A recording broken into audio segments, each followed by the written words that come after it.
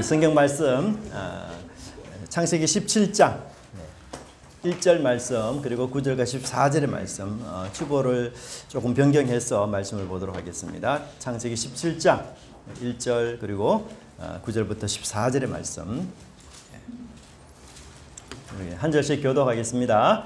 아브라함이 99세 때에 여호와께서 아브라함에게 나타나사 그에게 이르시되 나는 전능한 하나님이라 너는 내 앞에서 행하여 완전하라.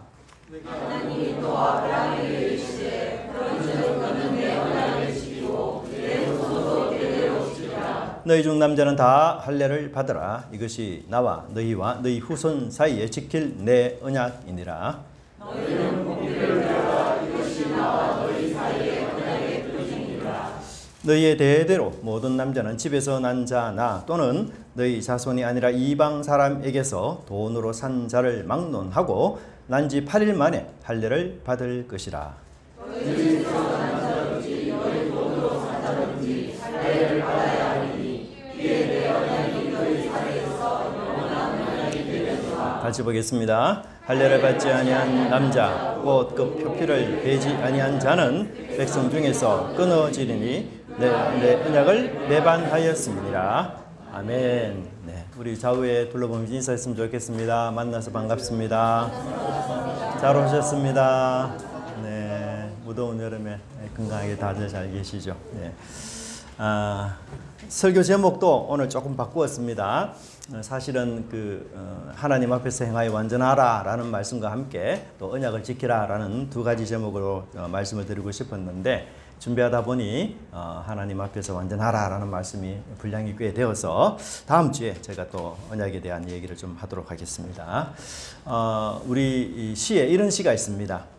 배고플 때 지던 짐 배부르니 못 지겠네. 네, 아주 짤막한 시이지만 우리 인간의 그런 상황에 민감하게 적응하고 반응하는 참 모습을 잘 묘사하는 것 같습니다. 우리가 어렵고 힘들고 배고픈 시절에는 참 못할 일 없고 닥치는 대로 그렇게 삶에서 그렇게 노력을 하지만 어느 정도 기반이 잡히고 또 약간의 여유가 생기게 되면 눈물을 젖은 빵을 먹던 시절은 우리가 다 잊어버리고 더 이상 힘들고 괴롭고 그런 일들 하지 않으려고 하고 또한 낭비하고 소비하는 만욕을 부리기도 합니다. 우리 남자들이 군에 입대하면 아주 고되고 힘든 군사훈련을 받게 되죠. 그러면 남자들이 누구나 할 것 없이 눈물의 사람이 됩니다. 나는 일생에 한 번도 눈물 흘릴 일이 없는 철의 남자다. 이렇게 자부하는 사람들도 훈련 속에서 고되고 빡센 그리고 얼차례를 받게 되면 정말 육신적으로 정신적으로 힘들어서 모두가 마음이 낮아지고 그래서 예배 시간에 우리 병사들이 찬양을 부르면서 막 여기저기 눈물을 마구마구 흘립니다. 저도 훈련병 때 마찬가지였고요. 어떤 친구들은 끄끄거리면서 눈물 흘리는 소리가 들리고 자기도 모르게 그냥 눈물이 흐르게 되는 겁니다. 그때만큼은 이게 철의 남자가 아니고 눈물의 남자가 되는 것을 우리가 보게 됩니다. 근데 여러분 군 제대를 하고 나면 이제 편안하고 또 여유 있는 사회생활 그러다 보면 가난한 마음, 낮아진 마음 이게 다 사라져 버리고 다시 울지 않는 아주 냉정한 철의 남자로 회개하는 그런 경우들을 왕왕 보게 됩니다. 근데 실상 우리의 믿음도 이와 다르지 않다라는 생각이 듭니다. 고되고 힘들 때에는 우리 마음이 낮아져서 정말 하나님 꼭 붙잡고 말씀 가까이 하고 정말 우리 마음에 우러나오는 그런 진심 어린 기도로 하나님께 나아가지만 나를 이렇게 압박하고 힘들게 하는 그런 일들 하나도 없고 모든 일들이 다 형통하게 잘 되면 이 믿음의 긴장도 자연히 풀어져 버려서 이 배부른 상황이 되어서 배고플 때 했던 그런 간절함, 하나님에 대한 목마름, 하나님에 대한 애타는 마음 이런 것들이 사라지고 나태하고 게으른 그런 모습을 가지게 되는 것이 우리의 모습 아닌가 생각이 드는데요. 사실 오늘 본문도 아브라함이 바로 그런 모습에 처해 있는 것을 깨닫게 됩니다. 하나님께서는 아브라함에게 자손을 주겠다 이렇게 약속하셨지만 그게 금방 이루어질 약속은 사실 아니었어요. 또 하나님께서 언제 이 약속이 이루어질 것이다 이렇게 말씀도 하지 않으셨어요. 그래서 아브라함 입장에서는 무작정 참고 기다려야 되는 이런 상황이었습니다. 또한 아브라함 입장에서는 절박했죠. 나이가 점점 들어감에 따라서 이 상황이 여의치가 않습니다. 처음에는 롯을 자신의 후계자로 정했지만 롯도 아니었고 하는 수 없이 피 한 방울 섞이지 않는 다메섹 사람 엘리에셀 종을 후계자로 그렇게 삼았습니다. 아브라함이 얼마나 답답했으면 자기 집에 키우던 이 종을 후계자로 그렇게 세웠을까요? 물론 뭐 당시에는 이런 관습이 있었다 이렇게 말하지만 여러분 종을 후계자로 선택한다. 이것은 아브라함 입장에서는 정말 최악의 상황 아니겠습니까? 뭐 친인척조차 없는 아브라함, 그냥 홀홀 단신의 아브라함이 뭐 다른 특별한 대안이 지금 없었던 거죠. 그러니까 피 한 방울 섞이지 않는 이 천민 출신의 종을 후계자로 삼는 이 최악의 선택을, 그리고 뭐 어쩔 수 없는 선택이죠. 그런데도 하나님은 이렇게 아브라함이 정한 엘리에셀이 너의 후계자가 아니다 그렇게 이야기했습니다. 아브라함 일생에 살펴보면 아브라함은 후손에 목말라 하고 후손에 배고파 했고 후손에 갈급해 했던 사람이었던 것을 보게 됩니다. 그래서 하나님께서 이 같은 고민을 아시고 창세기 15장에서 내 몸에서 날 자가 내 상속자가 된다라고 하나님이 말씀해 주셨어요. 근데 이때 나이가 아브라함이 75세가 되던 때였는데 그로부터 약 10년이 지난 후 아브라함 85세 때에 정말 놀라운 일이 생긴 거죠. 그것은 바로 아브라함이 아기를 생산할 수 있는 남성이 되었다는 사실입니다. 그래서 하갈은 사라는 하갈을 아브라함에게 첩으로 주고 하갈이 즉시 임신함으로써 아브라함 나이 86세 때에 마침내 누구를 낳았습니까? 이스마엘을 낳게 되었습니다. 드디어 그렇게나 꿈에 그리던 자신의 몸에서 상속자가 생긴 것이죠. 자신의 생애 여러분 첫 아들이었습니다. 아브라함이 여러분 얼마나 기뻐했겠어요?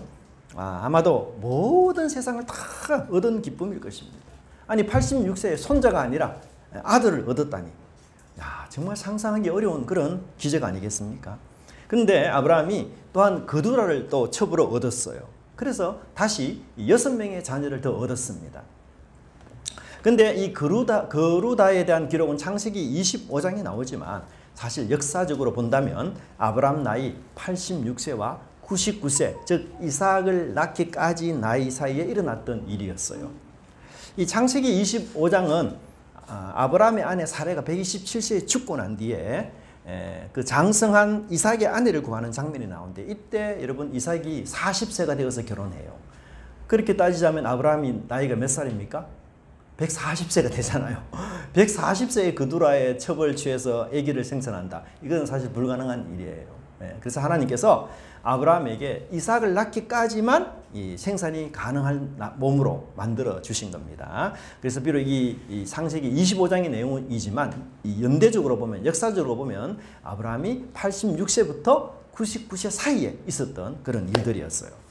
그러니까 아브라함이 86세부터 99세까지는 정말 인생의 절정기였고 인생의 전성기였고 인생의 하이라이트였어요. 인생 중에서 가장 빛나는 시점이 바로 이 시점이었습니다. 아마 아브라함이 인생 그래프를 그린다면 이 86세부터 99세 사이는 정말 어떤 누구도 부러워하지 않는 그런 꽃마차를 타는 이런 시절이었던 것이었어요. 그리워했던, 목말라 했던 후손, 그것도 여러 명 생기기 시작했지 않습니까?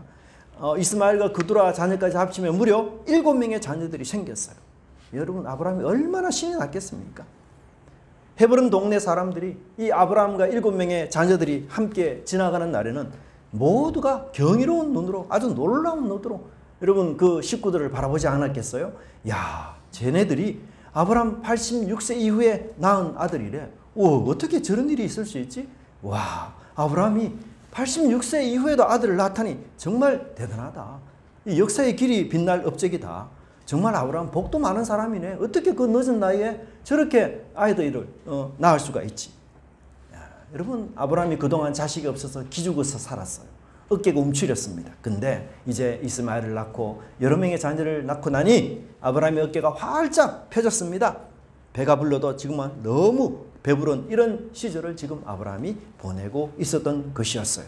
사실 그동안 아브라함은 이 인생에 있어서 한 가지 퍼즐 조각이 없어서 정말 고민하고 정말 목말라하고 정말 힘들었던 삶을 살았어요. 근데 마침내 그 퍼즐 한 조각이 맞춰진 것이에요. 그러니까 이제 아브라함에게는 더 이상 바랄 것도 더 이상 기대할 것도 없는 것이었어요. 천국의 삶이 따로 없는 겁니다. 아브라함이 원했던 모든 소원들이 다 지금 이루어진 것이었어요. 그런데 하나님과의 관계는 과연 어떠할까요? 그의 인생이 지금 황금기라면 그가 하나님과의 관계 속에서도 황금기를 누리고 있을까요? 여러분 창세기 16장 마지막에 아브라함 나이가 몇 세라고 이야기합니까? 86세라고 말합니다. 그리고 창세기 17장 1절에서 아브라함 나이가 몇 세라고 이야기합니까? 99세라고 이야기해요. 그러면 이 16장과 17장 사이에 몇 년의 차이가 납니까? 13년의 차이가 나요. 성경은 아브라함의 13년의 생애를 침묵으로 일관하고 있습니다. 아무런 기록이 없어요. 이 아브라함의 13년의 생애를 건너뛰고 있습니다. 아브라함 인생 속에 아무 일도 없었던 것처럼 기록하고 있어요. 빈 인생이야. 공허한 인생이야. 이렇게 묘사하고 있어요. 근데 사실 여러분 우리가 자세히 뜯어서 보면 이 13년 동안은 아브라함은 뭐예요? 정말 황금 시기였어요. 86년 동안 아이가 없었어요. 근데 86세 이후로부터 이 13년 사이에 무려 7명의 자녀를 낳게 되는, 이야, 정말 대단한 그런 시기가 아니었어요? 정말 아브라함의 인생에 있어서 내가 이보다 더 행복하고 이보다 더 감동스러운 인생의 날들은 없었을 것이다, 이렇게 생각했던 시기였어요. 그 86년 동안 아브라함이 간직했던 목마름과 애탐과 눈물, 그 간절함이 모두 다 해소되는 정말 배부른 시절, 원하고 또 원했던, 그토록 원했던 목표, 그것이 마침내 이루어지는 그런 시기였던 것이었습니다. 근데 놀랍게도 성경은 이 시기를 침묵으로 일관하고 있어요. 이는 하나님이 보는 인생과 아브라함 자신이 경험한 인생이 무척 다르다는 것을 우리에게 말해주고 있습니다. 이 시기가 아브라함에게는 인생에서 꽃이 피는 절정의 시기였지만 하나님의 입장에서는 아브라함이 육신의 일을 쫓는 시절이었고 하나님께 불순종하는 시절이었으며 하나님을 멀리하는 시절이었다는 사실을 지적하고 있습니다. 7명의 자녀들에 둘러싸여서 정말 행복하고 즐겁게 지내던 그 아브라함의 13년은 영적으로는 하나님을 잊고 지냈던 기간들이었어요. 그는 하나님의 약속이 아니라 자신의 꿈을 이루면서 살았던 시기였습니다. 하나님이 주시는 꿈이 아니라 자신이 스스로 천국을 만들면서 살아왔던 것이었어요. 아브라함이 마침내 후손을 얻었습니다. 그리고 나는 이제 인생의 답을 찾았어. 내 인생은 이제 소원 성취했어. 이제 아무 걱정 없어. 하나님의 약속도 이루어졌어. 그런데 하나님의 입장에서 그것은 바로 환상이고 신기루였으며 아브라함은 하나님의 약속에 한 발자국도 가까이 가지 못한 그런 상황이었음을 이야기하고 있습니다. 그는 여전히 하나님의 약속의 자녀를 생산하는 일에는 전적으로 실패했고 전적으로 무능한 상태에 있다는 사실을 성경은 우리에게 말해주고 있습니다. 하나님 13년 만에 나타났잖아요. 근데 나타난 하나님께서 아브라함에게 첫 말씀이 뭡니까? 바로 너는 내 앞에서 완전하게 행하라. 행하여 완전하라. 하나님은 아브라함에게 뭘 요구하십니까? 완전할 것을 요구해요. 그러니까 지금 이 13년의 삶은 하나님 보시기에 불완전한 삶이다 이 말이죠. 틀린 삶이다, 잘못된 삶이다, 너 그 정답 아니야, 그렇게 이야기하는 거예요. 완전하라라는 말씀은 완전 무기해야 되구나, 실수도 하나도 없어야 되구나, 그런 뜻이 결코 아니에요. 여러분, 인간은 완전한 존재가 아닙니다. 완전을 향해 우리가 노력하는 존재이지 결코 완전에 도달할 수 없어요. 그래서 여기에 완전하라 이 말씀은 오직 한 가지 일을 위해서 전력을 다하라, 오직 한 가지 일을 위해서 진심을 다하라, 푯대를 향해서 끝까지 가라, 그 푯대를 바꾸지 마라, 그 목표를 바꾸지 마라, 그런 뜻이 있습니다. 여러분, 달리기를 하는 사람들을 보세요. 100m 달리기 혹은 1000m 달리기 하는 사람 보십시오. 마지막 결승점을 향해서 그 달리는 사람이 푯대를 주시하면서 그 목표를 향해 다름질하지 않습니까?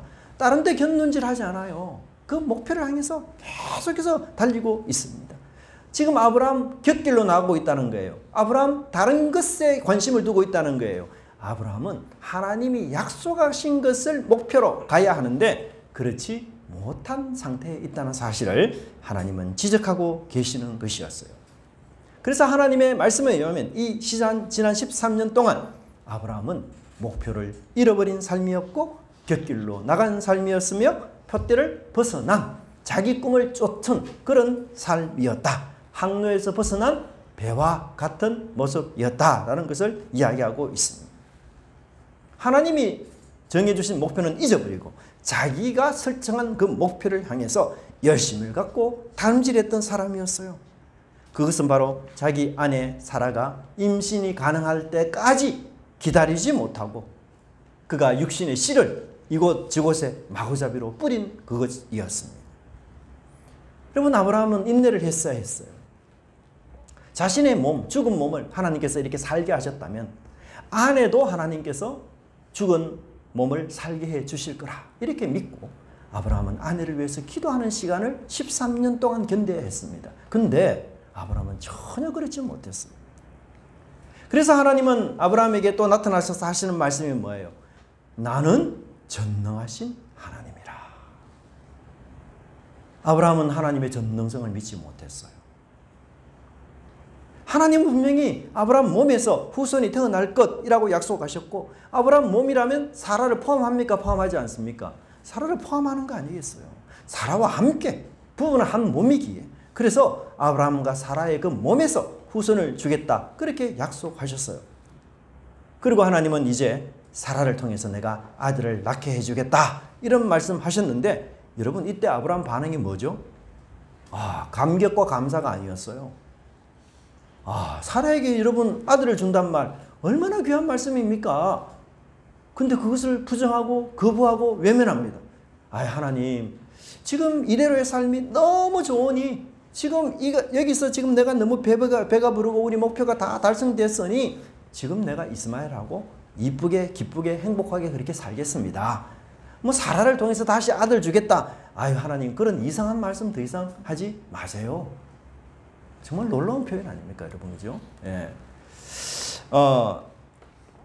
이 하나님의 말씀에 대해서 아브라함은 이 17절의 말씀에 보니까 농담으로 여겼던 것을 보게 됩니다. 그는 17절에 아브라함이 엎드려 웃으며 마음속으로 이르되 그의 몸은 엎드려져 있었지만 마음은 하나님의 말씀을 농담으로 여겼어요. 그 마음은 불신으로 가득 차 있었습니다. 여러분 엎드려 있으면서도 속은 웃고 있었어요. 여러분 땅에 얼굴을 대고 엎드려 있다는 말은 뭐죠? 하나님을 경외하는 섬기는 자의 자세가 아니겠어요? 근데 엎드린 자세로 하나님 말씀을 농담으로 여기는 것. 이것은 잘못된 태도요 모순적인 모습입니다. 아브라함은요 이삭을 환영하지 않았어요. 왜요? 이스마엘이 내 옆에 있기 때문입니다. 아브라함의 힘과 아브라함의 능력으로 나와서 기른 이 자랑스러운 자식 이스마엘이 내 곁에 있기 때문에 하나님 이삭 필요 없습니다. 하나님이 주시려는 선물 저 안 받아도 됩니다. 제가 낳아서 제가 제 능력으로 키운 이 이스마엘로 저는 충분합니다. 이 이스마엘을 저는 내 후계자로 삼아서 천국을 만들어 가겠습니다. 그 말인 것이죠. 아브라함은 하갈을 통해서 육신적으로 낳은 자식 때문에 사라를 통해서 주실 하나님의 선물, 하나님의 자녀를 거부하는 이런 모순을 보게 되는 것입니다. 아브라함은 자신의 육신의 자녀가 옳고 정당하다라고 생각하고 하나님 그런 선물 저 이상 안 받아도 됩니다. 그렇게 이야기하는 것이에요.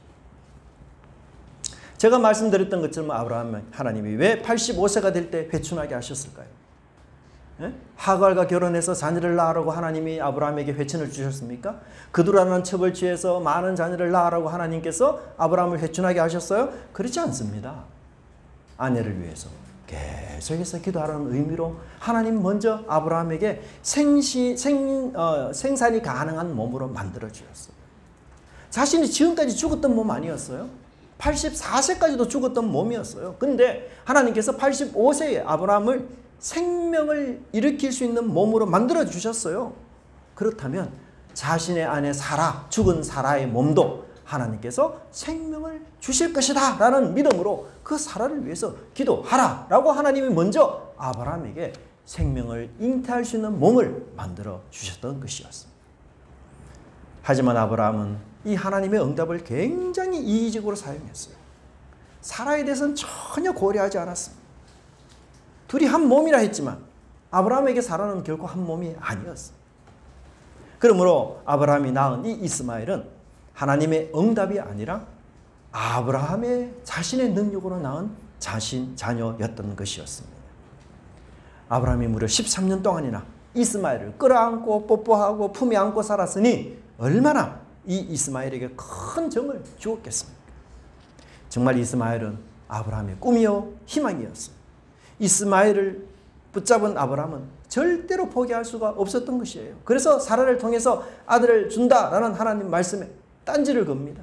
하나님 구태여 그렇게 안 해도 됩니다. 그건 너무 불편한 일입니다. 하나님 지금이 너무 좋고 지금 이대로가 천국이니 이대로만 정주행하면 제 인생 괜찮습니다. 하나님 더 이상 간섭 안 해도 됩니다. 지금이 내 인생에서 가장 행복한 시기이니 더 이상 이 행복 저 깨뜨리고 싶지 않아요. 하나님 그대로 정주행하고 싶습니다. 하나님 제 나이가 이제 100세나 되어 갑니다. 또 사라는 90세가 됩니다. 참 죽은 몸과 같은 우리를 붙잡고 어떻게 농담 아닌 농담을 하나님 계속 하십니까? 지금 이스마엘이 13살이나 되었어요. 하나님. 이스마엘도 하나님 제가 낳은 자식 아닙니까? 그러니까 하나님 이 자식을 인정해 주시고 축복해 주십시오. 다른 자식 저 하나님 필요 없습니다. 여러분 아브라함이 정말 많이 변했죠. 그는 하나님의 약속을 쫓은 것이 아니라 자신의 꿈을 쫓아갔던 것이었어요. 이러한 아브라함의 간청에 하나님 뭐라고 응답하십니까? 19절의 말씀을 보시면 하나님이 이르시되 뭐라고 이야기하죠? 아니라. 하나님이 이르시되 아니라. 여러분 하나님은 아브라함이 하는 제안에 이런 제안에 거절하셨어요. 그거 고려할 만한 가치가 전혀 아니야. 그거 생각지도 못할 의견이야. 그거 나한테 설득 안 돼. 단호하게 하나님 아니라. 굉장히 엄격하게 하나님 부정하셨어요. 여러분 하나님이 아브라함과 대화하실 때요 이토록 엄격한 자세로 하나님이 대번에 아브라함의 제안을 거절한 적 거의 잘 없어요. 굉장히 이례적인 표현입니다. 아브라함은 자신의 욕망으로 나온 서자를 만족하고 있었어요. 그러나 하나님은 아브라함의 이러한 편법에 결코 묵인하지 않았습니다. 아브라함의 노력과 아브라함의 힘으로 얻은 이 이스마엘은 하나님의 선물이 결코 아닙니다. 하나님이 주시는 선물과 도저히 비교할 수 없는 것이에요. 하나님은 이스마엘을 거부하고 사라를 통해 낳은 이삭을 인정해 주셨습니다. 그러므로 우리가 낳은 이 이스마엘과는 작별을 고해야 되고 이별을 고해야 합니다. 하나님께서 나의 이스마엘과 나의 노력과 나의 애씀을 전혀 인정하지 않기 때문인 것입니다. 여러분 우리는 인생을 살아가면서 선천적이든 후천적이든 나의 자랑거리와 성공거리 그리고 나의 노력과 나의 애씀과 그 능력의 탑들을 우리는 자랑하면서 살아갑니다. 마치 아브라함처럼 오롯이 자신의 능력으로 낳은 이스마엘에 자랑하듯이 우리도 우리의 능력으로 일구어 놓은 업적들 탑들을 우리는 자랑합니다. 그리고 그 업적과 찬란한 트로피에 빠져서 하나님이 주시는 이 천국 초청장을 거부하는 어리석음에 빠지기도 합니다. 아브라함은 지난 13년 동안 자신의 능력으로 천국을 만들었습니다. 목표를 달성했습니다. 그리고 자신이 만든 그 천국 안에서 알콩달콩 재미있게 행복하게 이스마엘과 살기를 원했던 것이었어요. 하지만 인간의 능력으로 만든 그 천국, 아브라함의 능력으로 난 그 후손은 하나님 나라를 결코 영원한 천국을 절대로 만들 수 없는 것입니다. 아브라함이 만든 천국, 그거요 모조품입니다. 하나님이 우리에게 선물로 주시는 그 천국만이 우리에게 행복과 영원한 안식을 줄 수가 있는 것입니다. 내가 만든 나의 천국 심히 조악합니다. 보잘것없습니다. 영원하지 못합니다. 완전하지 못해요. 고통과 고난의 손길에 깨어지기도 잘하는 것입니다. 언젠가는 사라질 천국입니다. 그러니 하나님께서 주시는 이 천국 영원한 것, 이 완전한 것을 우리는 그것을 수용하고 받아들여야 한다는 것입니다. 하나님의 선물을 받기 위해 우리를 어떻게 해야 될까요? 이 하나님이 보내시는 천국 초대장을 받기 위해서는 내가 만든 조악한 천국, 보잘것없는 천국, 이 하찮은 천국을 포기해야만 하는 것입니다. 여러분 사도 바울은 대단한 인물의 사람이죠. 그는 선천적으로 자랑할 거리가 너무너무 많은 사람이었어요. 베냐민 지파 사람이라 하지 않습니까? 좋은 가문에서 태어났습니다. 베냐민은 어떤 부분에서 아주 훌륭한 가문이었어요. 초대 왕 사울이 베냐민 지파 출신이에요. 예, 왕이 태어난 가문의 사람이라는 거예요. 8일 만에 할례를 받았죠. 부모님이 언약을 지키는 신실한 독실한 가정의 아들이었어요. 정말 너무 좋은 환경, 너무 좋은 조건에서 태어난 상위 1%에 해당하는 사람이 바로 바울이었습니다. 그리고 바울은 여러분 후천적인 노력을 어마무시하게 한 사람이었어요. 여러분 유대 사회 평신도 가운데서 올라갈 수 있는 데까지 가장 높이 올라간 사람이 바울이었어요. 더 이상 높이 올라갈 수 없을 만큼 올라간 사람은 바울이었어요. 바리새파를 학문을 추구했죠. 위대한 선생 가말리엘의 지도를 받았던 사람이었으며 율법을 완벽하게 지켰던 사람이었어요. 여러분 모든 사람이 바울을 우러러 봤습니다. 바울은 여러분 유대인 중에서 선망의 대상이었어요. 그는 선천적인 화려한 조건들 그리고 후천적인 많은 업적들 사람들이 보고 그를 감탄했습니다. 어떻게 저런 사람이 있을 수 있느냐? 놀라워하고 위대하고 박수를 쳤습니다. 현대적으로 바울을 소개하자면 여러분 유명한 대학교의 교수에다가 회사 사장이고 단체장이고 각종 단체의 대표가 되고 심지어 정부의 요직 인사까지 되는 정말 잘 나가던 상위 1%에 해당할 만큼 대단한 사람이 바로 바울이었습니다. 바울은 자신이 얻은 이 선천적인 장점과 후천적인 이 노력 안에서 야, 나는 내 천국을 충분히 만들어 놓았어. 나 같은 사람 반드시 천국 들어갈 거야. 많은 사람들도 바울이 틀림없이 천국 갈 것이라고 인정을 했어요. 이는 마치 아브라함처럼 내가 이제 이스마엘을 낳았으니 나의 천국은 나의 행복은 이제 시작되었다라고 자부하는 아브라함과 같은 모습이었습니다. 하지만 그가 다메섹 도성에서 부활하신 예수님을 만난 이후에 바울은 완전히 뒤바뀌었습니다. 그동안 그가 쌓아놓은 자기 힘으로 이루어놓고 만들어놓은 천국, 자기의 노력과 애씀으로 이루어놓은 이 천국을 다 모조리 폐기 처분하고 다 쓰레기통에 집어넣었습니다. 오직 예수 그리스도를 통해서만이 그 하나님이 주시는 그 선물을 통해서만이 내가 천국 백성 될 수 있다는 사실을 깨닫고 그 모든 것들을 버렸던 것이에요. 그래서 바울이 다음과 같은 귀하고 멋진 고백을 우리에게 하고 있습니다. 또한 모든 것을 내게 해로 여기면 내 주 예수 그리스도를 아는 지식이 가장 고상함을 때문이라. 내가 그를 위하여 모든 것을 잃어버리고 배설물로 여기면 그리스도를 얻고. 바울은 자신의 선천지고 후천지고 모든 자랑거리를 무엇으로 여긴다고 했습니까? 배설물. 여러분 배설물이 뭐죠? 똥오줌입니다. 쉽게 말하면. 굉장히 역한 것이에요. 토할 것 같은 것입니다. 근데 그렇게 위대한 것들을 왜 이 배설물로 여기는 겁니까? 그것은 자신이 만들어 놓은 이 천국에 사로잡혀서 하나님이 주시려는 천국을 거부하고 있기 때문입니다. 마치 아브라함처럼 그 이스마엘의 정신이 온통 다 빼앗겨서 하나님의 선물 이삭을 지금 거부하고 있는 것이나 똑같은 것입니다. 여러분 우리 자신이 만든 천국은 빈약한 천국입니다. 영원하지 못할 천국입니다. 결국은 없어지고 사라질 천국입니다. 부실한 천국입니다. 그런데 그런 천국에 사로잡혀서 하나님이 주시고자 하는 영원한 천국, 쇠하지 않고 망하지 않는 영생과 생명이 있는 이 천국을 거부하는 것은 여러분 얼마나 어리석은 일입니까? 여러분 이 바울과 같이 바울과 같은 한국에서 바울과 같은 분 한 분 소개를 하겠습니다. 바로 이어령 박사님이십니다. 이분은 정말 대단한 사람이에요. 우리 한국의 지성인 아닙니까? 그리고 문학평론가고 88 올림픽에서부터 시작해서 29대 문화체육부 장관 역임했던 사람이었고 참 이 국제적으로도 대단한 인물이었습니다. 정말 이어령 씨는 자신만의 천국을 만들어 놓으면서 인생을 정말 멋지게 살았던 사람이었어요. 명예로운 사람이었죠. 권력을 가진 사람이었죠. 부를 누리면서 살은 사람이었어요. 걱정할 것이 없는 그런 평안의 삶을 그렇게 일구면서 살았어요. 그래서 기독교를 많이 핍박하고 기독교에 대해서 거부했던 사람이었습니다. 자신이 만들어 놓은 이 천국에서 평안한 여생을 보내볼 수 있는 그런 조건에 있는 사람이었기 때문이었죠. 그런데 그의 천국이 깨어지는 순간이 있었어요. 언제입니까?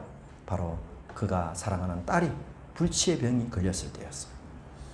이령 씨가 사랑하는 딸이 불치의 병이 걸리고 말았습니다. 그리고는 그가 만든 천국이 그 순간 산산조각이 나고 말았습니다. 예상하지 못했던 그 고통으로 그는 절망하고 괴로워했습니다. 그렇게 높은 자리에 앉아서 이령 씨가 만든 그 천국, 그것은 너무나도 불안하고 너무나도 보잘것없는 것이었어요.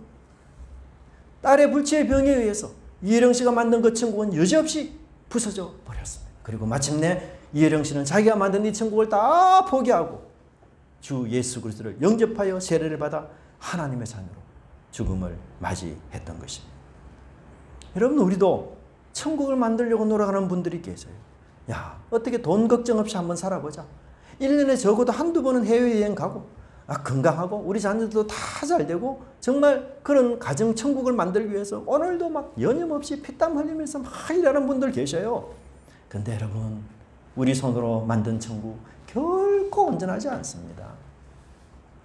내가 만든 나의 천국은 나에게 반드시 실망을 안겨줘요. 불안합니다. 세상의 고통과 환난, 심지어 죽음을 이길 힘이 내가 만든 천국에는 전혀 없습니다. 그 폭풍이 몰아닥치면 내가 만든 천국 산산조각이 나버려요. 그 힘은 오직 하나님께서 만드신 천국과 선물을 우리가 받을 때만 우리에게 영원한 평안이 있다는 것을 반드시 여러분 기억하시기 바랍니다. 여러분, 오늘 우리가 왜 이 자리에 왔었습니까? 이 예배 시간 가운데 여러분 무엇을 얻기 위해서 이 시간 오셨습니까? 하나님의 선물을 바라면서 이 시간에 오셨습니까? 그렇다면 하나님의 선물인 이 천국을 우리 손으로 만들 수 없다는 것을 고백하셔야 돼요. 천국을 흉내내는 것, 천국을 닮은 것에 우리는 속지 말아야 합니다. 사도 바울처럼 그 모든 것들을 배설물로 여기시기 바랍니다. 천국은 오직 하나님의 선물이라는 사실을 믿고 우리가 빈손으로 나가 주님의 선물을 받는 저와 여러분이 되시기를 간절히 바랍니다. 목마르고 애타는 마음으로 주님이 주시는 그 천국을 사모하고 그 천국에 이를 때까지 표대를 향해서 목표를 잃어버리지 않고, 목표에서 우리가 방황하지 않고 그 목표를 끝까지 다름질하는 저와 여러분들의 귀한 삶이 되시기를 간절히 바랍니다. 기도하겠습니다. 하나님 아버지, 감사합니다. 저희들 오늘 이 말씀을 통하여 아브라함이 자신이 만든 천국에 빠져서 자신이 낳고 자신이 기른 이 이스마엘에 빠져가지고 하나님 주시고자 하는, 사라를 통해서 주시고자 하는 이 천국을 깨닫지 못하고 수용하지 못하고 오히려 그것을 거부하는 이런 어리석음에 빠진 모습들을 저희들이 보게 됩니다. 하나님, 저희들에게 은혜를 베풀어 주시고 하나님, 우리가 만든, 우리 손으로 만들어가는 이 천국을 포기하고 우리 주님께서 우리에게 선물로 주시는 그 천국을 저희들이 수용하고 받아들이며 이제 그 천국을 받은 자로서 이 땅을 믿음 있게 살아갈 수 있도록 인도하여 주시옵소서. 세상에 많은 사람들이 내 인생 어떻게 하면 천국을 이룰 수 있을까를 고민하며 그 천국을 만들기 위해서 얼마나 많은 노력과 애를 기울이고 있습니까?